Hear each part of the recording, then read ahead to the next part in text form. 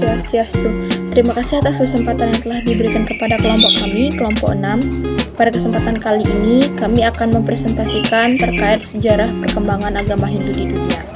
Sebelumnya, izinkan saya memperkenalkan diri saya terlebih dahulu. Perkenalkan, nama saya Dolia Apriani, nomor absen 18 dari kelas 11 akuntansi C. Adapun 3 topik yang akan kami bahas terkait sejarah perkembangan agama Hindu di dunia. Yang pertama itu ada perkembangan agama Hindu di dunia, yang kedua itu ada peninggalan agama Hindu di dunia, dan yang ketiga itu ada upaya melestarikan peninggalan agama Hindu di dunia. Om Swastiastu.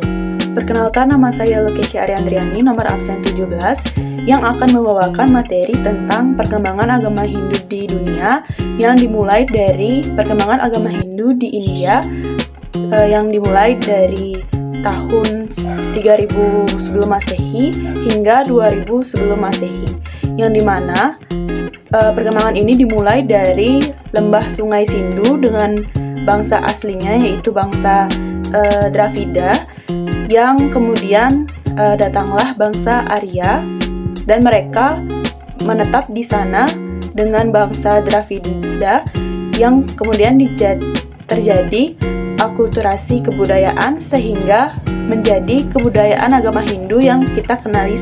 Govinda Das mengelompokkan perkembangan agama Hindu ini menjadi 3 bagian zaman, yaitu yang pertama ada zaman Weda Kuna, yang dimana bangsa Arya dan juga bangsa Dravida menetap di satu wilayah, yaitu wilayah lembah Sungai Sindhu, yang dimana mereka di situ memulai menuliskan kitab-kitab suci ataupun buku-buku suci. Nah, kitab suci yang pertama mereka buat yaitu adalah Rigveda. Nah, zaman kedua yaitu zaman Brahmana, yang dimana pada zaman ini memberikan atau mengutamakan kepentingan-kepentingan orang suci seperti Brahmana, karena pengabdian mereka atau pengaruh mereka yang sangat besar pada zaman tersebut. Dan zaman yang terakhir atau zaman ketiga yaitu zaman Upanishad, yang dimana zaman ini kehidupan masyarakat pada saat ini itu mengutamakan acara-acara ataupun pengorbanan-pengorbanan yang mengutamakan jenana ataupun pengetahuan. Nah, selain perkembangan agama Hindu di India, perkembangan agama Hindu mulai berlanjut ke bagian-bagian dunia yang lain seperti Afrika Utara, Meksiko, Peru, Amerika, dan juga Australia. Jadi, agama Hindu tidak hanya berada di wilayah Asia, tetapi juga seperti benua-benua Afrika dan juga benua yang lainnya. Nah, yang selanjutnya yaitu perkembangan agama Hindu di Afrika Utara yang terletak pada gurun Sahara, yang menurut para ahli geologi sebenarnya adalah sebuah samudra yang mengering. Nah, kata samudra dalam bahasa Sanskerta adalah Sagara. Nah, ada kemungkinan bahwa kata Sagara dalam bahasa Sanskerta disalah ucapkan menjadi kata Sahara. Jadi, gunung Sahara yang kita tahu pada saat ini itu dulunya kemungkinan adalah samudra jika dilihat dari pengertian Sanskertanya. Dan yang selanjutnya yaitu ada perkembangan agama Hindu di Meksiko. Nah, masyarakat Meksiko merayakan Hari Raya Pesta Ria atau Hari Ramasita. Nah, waktu perayaannya ini erat hubungannya dengan waktu hari suci Navaratri atau Dussara dalam agama Hindu. Jadi, seperti yang kita tahu bahwa mungkin di Meksiko sana tidak terdapat agama Hindu, tetapi di sejarah menyebutkan bahwa agama Hindu juga berkembang di Meksiko dengan dibuktikan masyarakat Meksiko tersebut merayakan hari raya suci yaitu Pesta Ria atau Hari Ramasita. Nah, yang selanjutnya yaitu Peru. Nah, penduduk Peru memiliki kebiasaan memuja dewa matahari. Suku asli masyarakat Peru adalah suku Inca. Dalam Asiatic Research disebutkan bahwa kata Inca berasal dari kata Ina yang berarti matahari.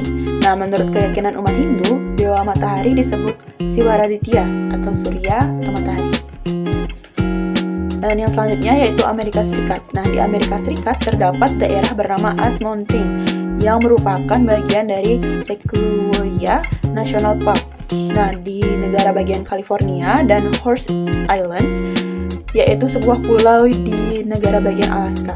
Nah, dalam Purana tersebut terdapat kisah tentang 60.000 putra Raja Sagara yang mendapat hukuman dari Maharsi Kapila menjadi abu. Nah, singkat cerita, Raja Sagara menugaskan putranya ke Patalaloka untuk menemukan kuda persembahan yang hilang.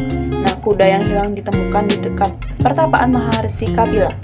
Secara tidak sopan, putra-putra Raja Sagara mengusik Tapabrata sang resi. Sang resi merasa terganggu, lalu marah dan menghukum seluruh putra raja menjadi abu. Nah, kata Patalaloka memiliki negeri di balik India, yaitu benua Amerika. Nah, kata California konon katanya memiliki kedekatan dengan kata Kapila Aranya. Nah, maka kemungkinan daerah California merupakan tempat terjadinya peristiwa hukuman Maharsi Kapila kepada putra Raja Sagara. Adapun perkembangan agama Hindu di Australia ini merupakan yang terakhir. Penduduk asli Australia, yaitu kaum aborigin, mempunyai tarian tradisional yang dikenal dengan nama tari Siwa atau Siwa Dance. Nah, Siwa Dance merupakan tarian yang biasa ditarikan penduduk asli Australia. Nah, menurut Bencher dan Gillen, para penari Siwa Dance menghiasi dahinya dengan hiasan mata ketiga. Sudah menjadi kebiasaan bagi para penganut aliran Siwa membuat mata ketiga di dahi. Jika dihubungkan, ini artinya penduduk asli Australia telah mengenal atau mendengar dongeng-dongeng Weda dan nama-nama Weda dalam kitab suci Weda. Nah, jadi seperti yang kita dapat dari penjelasan saya pada di awal, jadi perkembangan agama Hindu tidak hanya terdapat di benua Asia, tetapi juga benua Eropa dan juga Afrika. Nah, banyak ternyata sejarah-sejarah yang menyatakan atau menemukan bahwa ada kaitan-kaitan erat dengan agama Hindu. Nah, ternyata agama Hindu sudah menyebar lebih luas dari yang pada kita bayangkan, dan terdapat kebudayaan-kebudayaan unik di seluruh dunia terkait dengan agama Hindu. Tentunya kebudayaan agama Hindu di luar negeri dengan di Bali berbeda, karena kebudayaan agama Hindu di Bali tentu memiliki ciri khas yang tidak akan dimiliki oleh negara-negara lain.